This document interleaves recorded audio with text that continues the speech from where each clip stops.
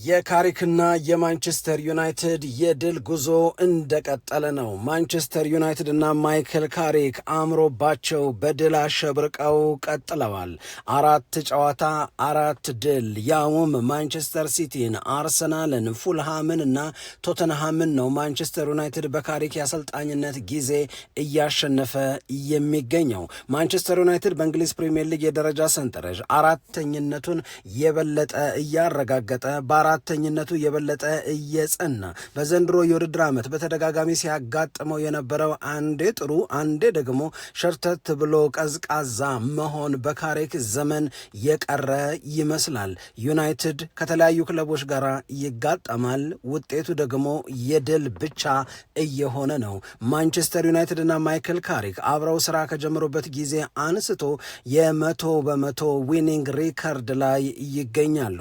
ያ ሰው ጸጉሩን ሊቆረጥ ከመቼውም ጊዜ በላይ የተቃረበ ይመስላል። በነገራችን ላይ ማንቸስተር ዩናይትድ በዘንድሮ የውድድር ዓመት ለመጀመሪያ ጊዜ ነው 4 ተከታታይ ጨዋታዎችን ማሸነፍ ሲችል። ይህንን ያስቻለው ደግሞ ማይክል ካሪክ ነው። ዛሬ በማንቸስተር ዩናይትድ እና በቶተንሃም መካከል የተደረገው ጨዋታ ዙሪያ ምን አነጋጋሪ ጉዳዮች አሉ የሚለውን ከጨዋታው መልስ የወዲያው ምልከታችንን በዚህ ፕሮግራም ለማካተት ጥረት እናደርጋለን። የናንተ ጨዋታውን ያያችሁ የሸገር ስፖርት ዊዝ አበበ ግደይ የዩቲዩብ ቻናል ቤተሰቦቻችን የጨዋታው ኮከብ ማን ነው የሚለውንም እንደዚሁ ከእናንተ አስተያየት የምንጠብቅ ይሆናል። መጨረሻ ላይ የእኛን ምርጫ እናሳውቃችኋለን። ሰላም ጤና ይስጥልን፣ እንደምናላችሁ የተከበራችሁና የተወደዳችሁ የሸገር ስፖርት ዊዝ አበበ ግደይ የዩቲዩብ ቻናል ቤተሰቦቻችን በያላችሁበት እጅግ አስደሳች ጊዜን እያሳለፋችሁ እንደሆነ ተስፋ እናደርጋለን። መልካሙን ሁሉ ለናንተ እንመኛለን። ታዲያ እናንተም ይህንን የእኛን ቻናል ሰብስክራይብ አድርጉ፣ የደውል ምልክቱን ተጫኑ፣ ሊንኩን ለሌሎች ማጋራታችሁንም አትርሱ እንላለን። ይህንን ስለምታደርጉ ከልብ እናመሰግናለን። ለመሆኑ የማንቸስተር ዩናይትድ ደጋፊዎች የድሉ ስሜት እንዴት አደረጋችሁ? ይህንን ስሜት አሳውቁን እንላለን።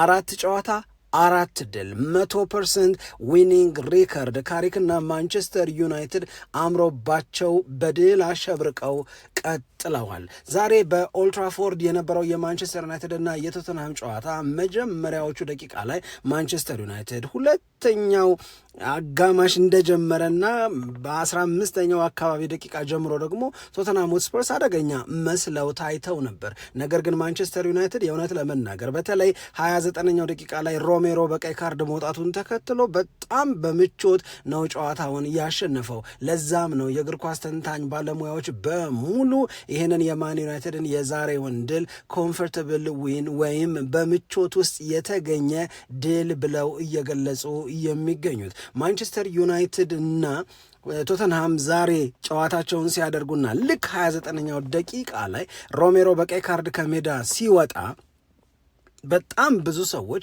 ያስታወሱት የኤቨርተንንና የማንቸስተር ዩናይትድን ጨዋታ ነው። ማንቸስተር ዩናይትድ በአሞሪም ስር ሆኖ ኤቨርተን በጣም ጨዋታው እንደተጀመረ በቀይ ካርድ ከሜዳ ተጫዋች ወጥቶበት 80 ደቂቃ ያህል ዩናይትድ የቁጥር ብልጫ ኖሮት፣ ነገር ግን በኤቨርተን ተሸንፎ ኦልትራፎርድ ላይ ደጋፊዎቹ ቅር የተሰኙበት ኩም ያሉበት የተጫዋቹን በቀይ ካርድ መውጣት ተከትሎ ማንቸስተር ዩናይትድ ጫና ያሳድራል፣ ጎሎችን ያስቆጥራል፣ አጥቅቶ ይጫወታል፣ አሪፍ ይሆናል ብለው ገምተው ነበረ። ነገር ግን ማንቸስተር ዩናይትድ ያን ጊዜ የሚሰለጥነው በአሰልጣኝ ሩበን አሞሪም ነው። የተጫዋቹን በቀይ ካርድ መውጣት ተከትሎ አሞሪም በባክስሪ እየተጫወተ ለምን ቀጠለ የሚል በጣም ከፍተኛ የሆነ ወቀሳና ጫና ጭምር ሲያድርበት ነበረ። ስለዚህ ዛሬም ሮሜሮ በቀይ ካርድ ሲወጣ ማንቸስተር ዩናይትድ ብልጫውን ይወስዳል አይወስድም፣ ይህንን አጋጣሚ ይጠቀምበታል አይጠቀምበትም የሚለውን የማየት ጉጉት ነበረን። ካሪክ ነው ሰውየው። ተጫዋቹ በቀይ ካርድ ከሜዳ ከወጣ በ9ኛው ደቂቃ በኋላ በብሪያን ኤምቤሞ አማካኝነት ማንቸስተር ዩናይትድ የመጀመሪያውን ጎል አስቆጠረ።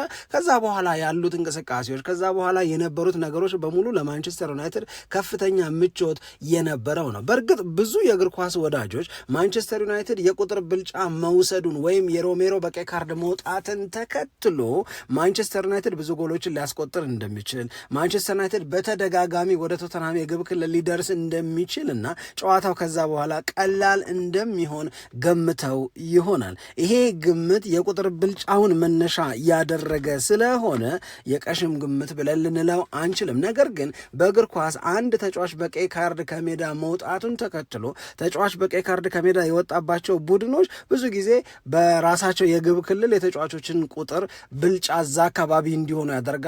ስፔስ ይከለክላሉ። የመከላከል ዝንባሌያቸው ይጨምራል። መከላከል ላይ ፎከስ ያደርጋሉ። በሆኑ አጋጣሚዎች ጎል ለማስቆጠርና ኤቨርተን ኦልትራፎርድ ላይ ዩናይትድን እንዳደረገው የማድረግ አይነት ውሳኔ ፍላጎት ጥረት ያደርጋሉ። ይሄ በሙሉ የተጫዋቾች ቁጥር ወደ ሜዳ ላይ የሚቆየውን ቡድን በዛሬው ጨዋታ ማንቸስተር ዩናይትድን ማለት ነው ጨዋታውን የመጨረሻ አስቸጋሪ ሊያደርግበት ይችላል። ምክንያቱም ያኛው ቡድን የመከላከል ምርጫ ላይ ነው ያለ፣ የመከላከል ፍላጎቱ በጣም ከፍ ያለ ነው የሚሆነው። ስለዚህ እንዲህ ያለው ውሳኔ አንዳንዴ የሚጠቅም ቢመስልም ጨዋታውን ግን አስቸጋሪ ያደርጋል። ይህንን በማን ዩናይትድ እና በቶተንሃም የዛሬ ጨዋታ ብቻ ሳይሆን በእውነት በብዙ ጨዋታዎች ላይ አይተነው የምናውቀው ነው። ታክቲካሊ ነገሮች ይቀየራሉ። ተጫዋቹ በቀይ ካርድ መውጣቱን ተከትሎ ተከላካይ ተጫዋች ይገባል። በማጥቃት እንቅስቃሴ ላይ ያሉ ተጫዋቾች እንዲወጡ ይደረግና የመከላከል አቅማቸውን ለማጠናከር ጥረት ያደርጋሉ። ፍላጎት ይቀየራል። እንደዚህ አይነት ነገር እኔ አስተውያለሁ በዛሬው በማን ዩናይትድ እና በቶተንሃም ጨዋታ። እንደዛም ሆኖ ግን ማንቸስተር ዩናይትድ የግብ ዕድሎችን ከመፍጠር አንጻር ሙከራዎችን ከማድረግ አንጻር የተሻለ ቡድን ሆኗል። ቅድም እንዳልነው 29ኛው ደቂቃ ላይ በቀይ ካርድ ከሜዳ ወጣ ሮሜሮ፣ 38ኛው ደቂቃ ላይ ኤምቤሞ ጎል አገባ። ሁለተኛው 45 ላይ ማንቸስተር ዩናይትድ ቶሎ ጎል ለማስቆጠር ጥረት ያደርጋል። ያም ይሳካለታል፣ ያም ይሰምርለታል እና 3-4 ጎሎችን ሊያስቆጥር ይችላል የሚለው ግምት ግን እስከ 80ኛው ደቂቃ ድረስን መታገዝ የሚጠይቅ ነው። በዚህ ጊዜ አንድም የኤቨርተን ኤክስፒሪየንስ ስላለ፣ ሁለትም ደግሞ ኤኒቲንግ ካን ሃፕን 1-0 እየመራ በሆነ አጋጣሚ ከቆመ ኳስ ሊሆን ይችላል፣ በመልሶ ማጥቃት ሊሆን ይችላል፣ የራስ ተጫዋቾች በሚሰሩት ስህተትም ሊሆን ይችላል፣ ጎል ሊቆጠርና ነጥብ ሊታጣ ይችላል የሚል የስጋት ስሜት በደጋፊዎች ዘንድ ቢፈጠር የሚገርም አይደለም። ማንቸስተር ዩናይትድ ግን የእውነት ለመናገር በጣም ኮንፈርተብል ሆኖ ጨዋታውን 2-0 በሆነ ውጤት አሸንፈዋል። ከዳኝነት ውሳኔ ጋር በተያዘ ሮሜሮን በቀይ ካርድ ያስወጡት ዳኛ ሃሪ ማጓየር ላይ ለተሰራው ጥፋት ለምን ፍጹም ቅጣት ምት ሳይሰጡ እንዳለፉ የቪዲዮ አሲስታንት ሬፈሪዎቹ በዚህ ጉዳይ ላይ ውሳኔው እንዲስተካከል ለምን እንዳላደረጉ አሁን የምናቀርበው የወዲያው ምልከታችንን ነው። የእውነት ለመናገር ግራ የሚያጋባ ነው። ማንቸስተር ዩናይትድ 2-0 በሆነ ውጤት አሸንፈዋል። 4ኛ ድል ነው። 4ኝነትን ይዞ ለማጠናቀቅ በማንቸስተር ዩናይትድ በኩል ከፍተኛ የሆነ ፍላጎት አለ። ይሄንን ፍላጎት ለማሳካት ዩናይትድ ትክክለኛው መንገድ ላይ ነው ያለው። ይሄንን በምናነሳበት ሰዓት ላይ ማንቸስተር ዩናይትድ በአሜሪካን ሀገር የፕሪሲዝን ቆይታ ያደርግ በነበረበት ሰዓት ላይ የማንቸስተር ዩናይትድ የዘንድሮ የውድድር ዓመት ዋና ግቡ ወደ አውሮፓ የክለቦች ውድድር መመለስ ነው ተብሎ መጀመሪያ የተነገረው በሜሰን ማውንት በኩል ነበር። ይህንን አሁን ዚ አትሌቲክ ዛሬ እያስታወሰው ነው የሚገኘው። ሜሰን ማውንት ነው የመጀመሪያው የዘንድሮ ግባችን የዘንድሮ ፍላጎታችን ወደ አውሮፓ የክለቦች ውድድር መመለስ ነው የሚለውን ይፋ ያደረገው። ነገር ግን ሜሰን ማውንት ይህንን ሲናገር ወደ የትኛው የአውሮፓ የክለቦች ውድድር፣ ወደ ቻምፒዮንስ ሊግ ነው፣ ወደ ዩሮፓ ሊግ ነው ወይንስ ደግሞ ወደ ኮንፈረንስ ሊግ ነው? ከሶስቱ አንዱን ማሳካት ግባችንን ፈጽመናል፣ ያሰብነው ይሄንን ነው፣ ያሰብነውን አሳክተናል ያስብላል ወይ የሚል ጥያቄ ተነስቶ ነበረ፣ ግን ተደበስብሶ ቀረ። በኋላ አሞሪምም ሲጠየቅ ወደ አውሮፓ የክለቦች ውድድር መመለስ የሚል ተናገረ እንጂ እሱም ቻምፒዮንስ ሊግ አላለም። ለመጀመሪያ ጊዜ በማንቸስተር ዩናይትድ ሰዎች ቻምፒዮንስ ሊግ መሳተፍ እንችላለን የሚለው የአውሮፓ የክለቦች ውድድር ትልቁ የውድድር አይነት ቻምፒዮንስ ሊግ የሚለው ስም የተጠራው በዳረን ፍሌቸር ጊዜ ነው። አሁን ማንቸስተር ዩናይትድ ካሪክን ከቀጠረ ከካሪክ ጋር ህይወትን ከጀመረበት ጊዜ አንስቶ ይሄንን 4ኛ ደረጃን ይዞ የማጠናቀቅ 5ኛም ሆኖ ቢሆን ወደ ቻምፒዮንስ ሊግ የመግባት እድሉን የበለጠ እያሰፋ ይገኛል። የዛሬው ድልም ከዚህ አንጻር ትልቅ ትርጉም ትልቅ ፋይዳ ያለው ነው። ማንቸስተር ዩናይትድ 4ኛ ነው። ከቼልሲ አሁን እየተጫወተ ነው ጋራ ያለው የነጥብ ልዩነት ከሊቨርፑል ጋራ ሊቨርፑል ነገ ነው የሚጫወተው ያለው የነጥብ ልዩነት እንዲሰፋና እዛው አካባቢ የመሰንበት አቅም እንዳለው በትክክል እያሳየ በትክክል እያረጋገጠ ነው የሚገኘው ማንቸስተር ዩናይትድ። ከዚህ ጨዋታ ጋር በተያያዘ መነሳት ያለባቸው ልንነጋገርባቸው የሚገቡ ነጥቦች መካከል አንደኛው የማንቸስተር ዩናይትድ ተጫዋቾች ላይ የሚታየው እንግዲህ ከዚህ በፊት በጣም በተደጋጋሚ የተባለ ሊሆን ይችላል። የማንቸስተር ዩናይትድ ተጫዋቾች ጨዋታዎችን የማሸነፍ ፍላጎት፣ የማንቸስተር ዩናይትድ ተጫዋቾች ሜዳ ላይ ያላቸው ኢነርጂ፣ አግሬሲቭነስ፣ ከየጨዋታዎቹ ሙሉ 3 ነጥብ መፈለግ በካሪክ እና በረዳቶቹ በተሰራ ስራ የመጣ ለውጥ ነው። ይህንን ዛሬ ሁለተኛውን ጎል ያስቆጠረው በአሪፍ ሁኔታ የማዕዘን ምቱን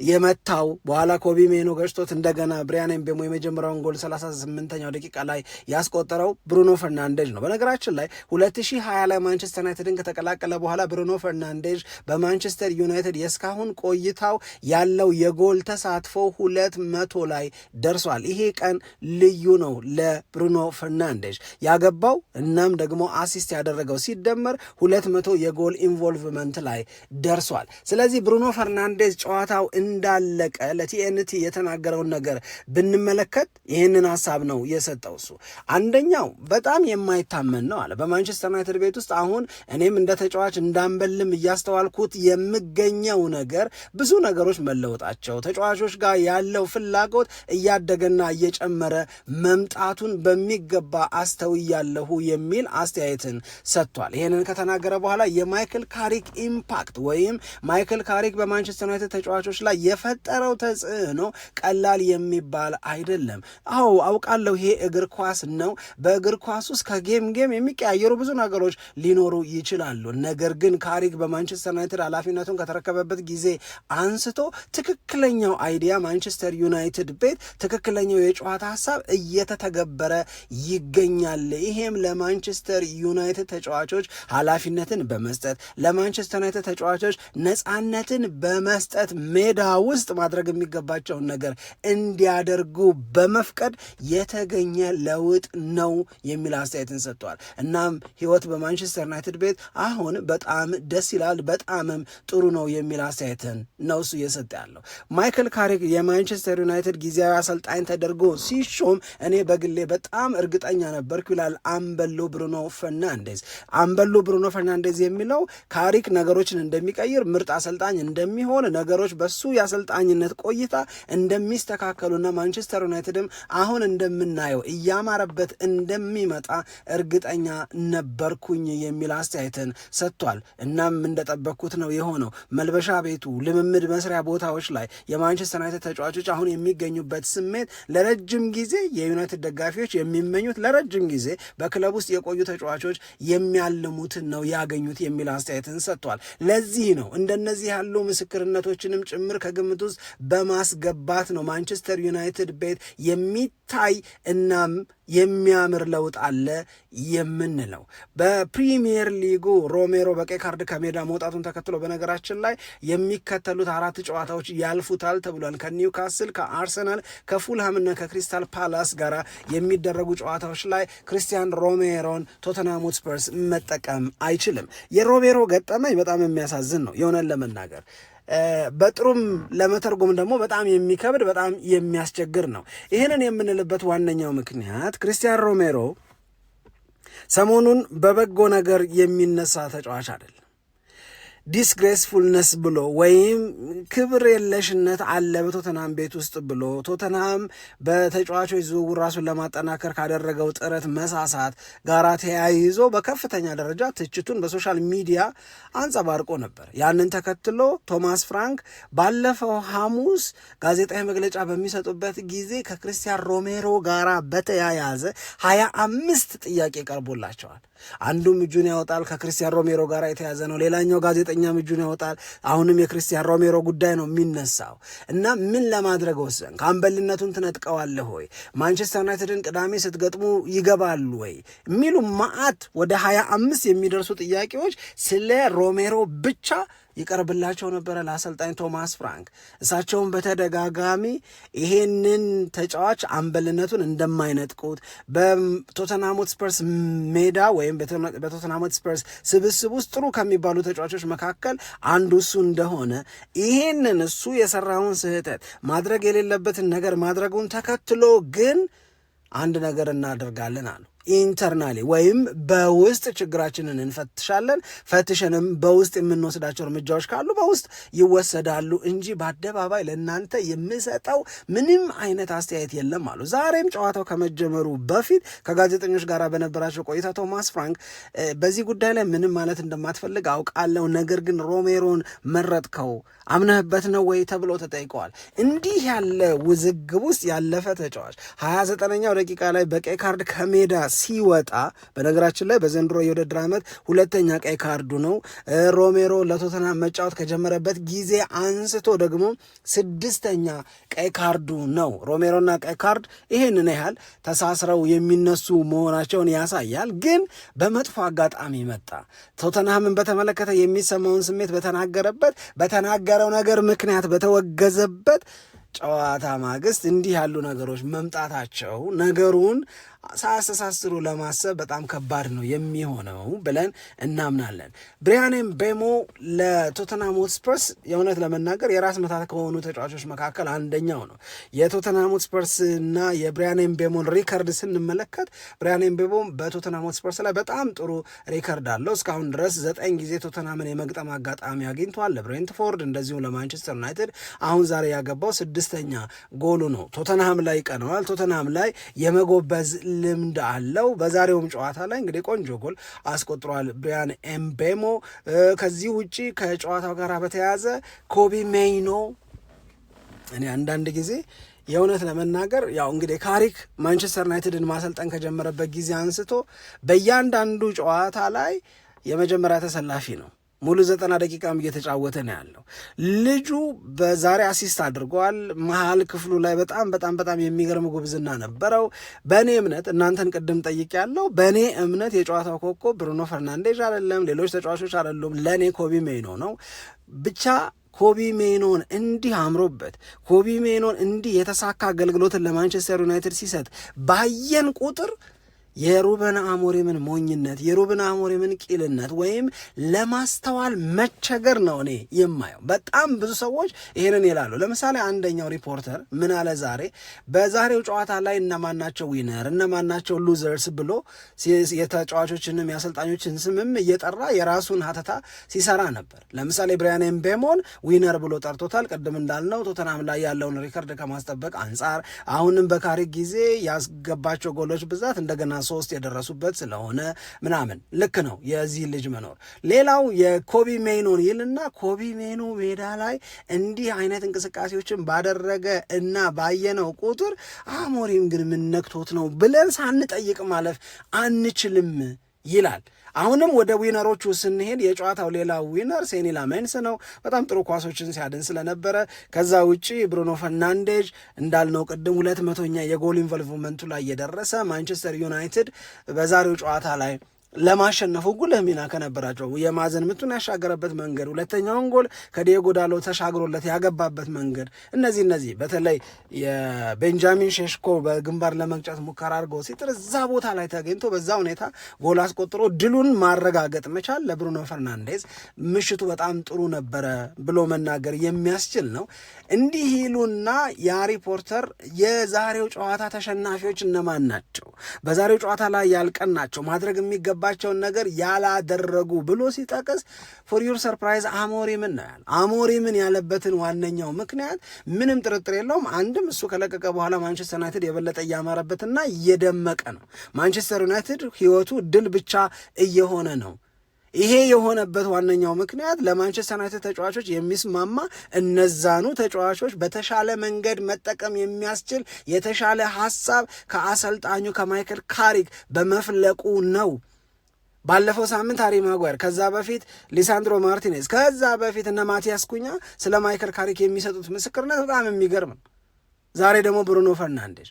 ስለዚህ ይሄ ሰው እነዚህን ተጫዋቾች በዚህ መንገድ መጠቀም የሚችልበትን እድል ግትር በመሆን ሳይጠቀምበት ስለቀረ ማንቸስተር ዩናይትድ እንዲህ አምሮበት ሲታይ አሞሪም እንደከሰረ አለማሰብ አይቻል።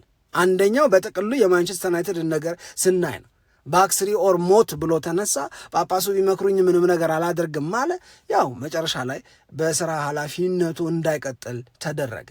ሁለተኛው ሉዘር የሚባልበት ምክንያት ኮቢ ሜኖን ማየት ነው። ለዛ ነው ደጋግሜ ኮቢ ሜኖ በዛሬው ጨዋታ ላይ የነበረው ነገር በታየ ቁጥር አሞሪምን አለመውቀስ፣ ስለሱ አስተያየት አለመስጠት፣ ስለሱ የሆነ ነገር አለመናገር በጭራሽ የሚቻል አይደለም።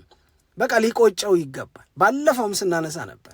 አሞሪም ግን ይሄንን ቡድን እንዲሆነው ሲያየው ምን ይሰማዋል? አሞሪም ግን ኮቢ ሜኖን እንዲሆነው ሲያየው ምንድን ነው የሚሰማው የሚል ነገርን እያንዳንዱ የእግር ኳስ ወዳጅ ያነሳል። የማንቸስተር ዩናይትድ ደጋፊም የሆነ ጭምር ማለት ነው። እና አሞሪምን በዚህ መንገድ ሉዘር ብለውታል ነው። ከዛ ውጭ ካዚሜሮ ተቀይሮ በሚወጣበት ጊዜ የተሰጠው ስታንዲንግ ኦቬሽን በለው በቃ በጣም የሚያምር ነው። እሱም ብለን መጥቀስ እንችላለን። በማንቸስተር ዩናይትድ እና በካዚሜሮ መካከል ከዘንድሮ የውድድር ዓመት በኋላ አብሮ መቀጠል አብሮ መዝለቅ የሚባል ነገር አይኖርም። ይሄ በኦፊሻል ተነግሯል። ስለዚህ ካዚሜሮ እነዚህን 4 ወራት የደስታ አደርጋለሁ ብሎ እንደተናገረው ለማንቸስተር ዩናይትድ የሚሰጠው አገልግሎት ከጨዋታውን በፊት ኢያን ራይት እና ዲሚታር ቤርባቶቭ ሀሳብ ሲሰጡ ካዚሜሮ ማለት የእውነት በጣም የተለየ ተጫዋች ነው። ለማንቸስተር ዩናይትድ እንደዚህ ያለ ልምድ ያለው ቡድን የማነው ተጫዋች ያስፈልገዋል የሚል አስተያየትን ሰጥቷል። እንደነ ማነው ስሙ የአንደርሰን ኤሊየት አንደርሰን አይነት ተጫዋቾች ማንቸስተር ዩናይትድ ሊቀላቀሉ ይችላሉ፣ ግን በዛ ሁሉ ድል ውስጥ ያለፈ ተጫዋች አይመስልም ካዚሜሮ። ፍላጎቱ፣ ሁሉም ነገር በጣም ደስ የሚያሰኝ ነው ብለው እየመሰከሩለት ነበረ ለማለት ነው። ስለዚህ ማንቸስተር ዩናይትድ ድል ብቻ ሆኖ አምሮበት እየቀጠለ ይገኛል። ድሉ ምን አይነት ስሜት ፈጠረባችሁ? 4 ጨዋታ 4 ድል። ከዛ ውጭ ግን እንደ አንድ መነጋገሪያ ነጥብ ሊነሳ የሚገባው የማንቸስተር ዩናይትድ ቶተንሃምን ካሸነፈ በነገራችን ላይ በኤሪክ ቴን ሃግ ጊዜ ነው። ይህንንም ሳልናገር ማለፍ አይኖርብኝም። እውነት በጣም የሚገርም የተበላሸ ታሪክ ነበር የነበረው ማንቸስተር ዩናይትድ ከቶተንሃም ጋር በተያዘ። ይሄንንም ነው ካሪክ አብሮ እያስተካከለ ያለው። ልብ በሉ ከአርሰናል ጋር የነበረው የቆየና የተበላሸ ታሪክ አሁን ከቶተንሃም ጋር የቆየና የተከማቸ መጥፎ ለማንቸስተር ዩናይትድ የማይመስል ታሪክ በካሪክ ጊዜ እየተቀየረ ነው የሚገኘው። ከዛ ውጪ ግን ኤሪክ ቴን ሃግ አሞሪም በተደጋጋሚ ግራ ሲያጋቡን ከነበሩበት ነገሮች መካከል አንደኛው ማንቸስተር ዩናይትድ ቤስት 11 የለው 3 ተጫዋች 4 ተጫዋች አንዳንዴ በጣም በርከት ያሉ ተጫዋቾች ቢያንስ ግን ኦልሞስት በየጨዋታው ላይ የሆኑ ተጫዋቾች ይቀየራሉ። አሁን ማይክል ካሪክ ግን አይታችሁት ከሆነ ዶርጉ ከመጎዳቱ በፊት ያንኑ ቤስት 11 ነው ሲቲ ላይ እና አርሰናል ላይ የደገመው። ዶርጉ ከተጎዳ በኋላ በሱ ቦታ ላይ ማቲያስ ኩኛን አደረገ። ያንኑ ላይናፕ ዛሬም ይዞት ገባ። ስለዚህ የሆነ አንድ የተገኘ ቀመር፣ አንድ የተገኘ ፎርሙላ አለ። እሱን ይዞ መቀጠልን አምኖበታል። ያ ደግሞ ለካሪክና ለማንቸስተር ዩናይትድ በትክክል እየሰራላቸው ነው የሚገኘው የሚለውን ማንሳት ይገባል። በዚህ ጨዋታ ዙሪያ ማለት የሚገባን አሁን ያልነውን ብቻ አይደለም። የአትሌቲክ አንድ ነገር ተናገረ። መጥፎ መሆን ጀምሮ የነበረው የማንቸስተር ዩናይትድ የውድድር ዓመት ማማር፣ ማበብ እና ደስ ማሰኘት ጀመረ ብሎ የተናገረው ነገር አለ። በዚህ ላይ የምናነሳቸው ተጨማሪ ነጥቦች አሉ። ለቶማስ ፍራንክ የዛሬውን ጨዋታ መሸነፍ ምን ማለት ነው? ቶተናም በእንግሊዝ ፕሪሚየር ሊግ ከታህሳስ ወር ወዲህ ምንም አይነት ጨዋታ አላሸነፈም። ስለዚህ ቶተናምና ቶማስ ፍራንክ እውነት አብረው ይቀጥላሉ ወይ የሚለውን እንድናነሳ የሚያደርግ ነው። ከዛ ውጭ ግን ሌሎች ልንነጋገርባቸው የተጫዋቾቹን የአሰልጣኞቹን እና የእግር ኳስ ባለሙያዎችን ትንታኔ እና ሪያክሽን ይዘን የምንመለስ ይሆናል። የእናንተን ስሜት እንወቅ። ማንቸስተር ዩናይትድ ችሏል። ማንቸስተር ዩናይትድ አምሮበታል። ዩናይትድ ድል ብቻ ሆኗል። አብራችሁን ስለነበራችሁ እጅግ በጣም አድርገን እናመሰግናለን። አሁንም ሸገር ስፖርት ዊዝ አበበ ግደይ የዩቲዩብ ቻናላችንን ሰብስክራይብ አድርጉ፣ የደውል ምልክቱን ተጫኑ፣ ሊንኩ ለሌሎች ማጋራታችሁንም አትርሱ እንላለን። ያንን ስለምታደርጉ ከልብ እናመሰግናለን። ሰላም ለእናንተ ይሁን። ኢትዮጵያ ለዘለዓለም ትኖር።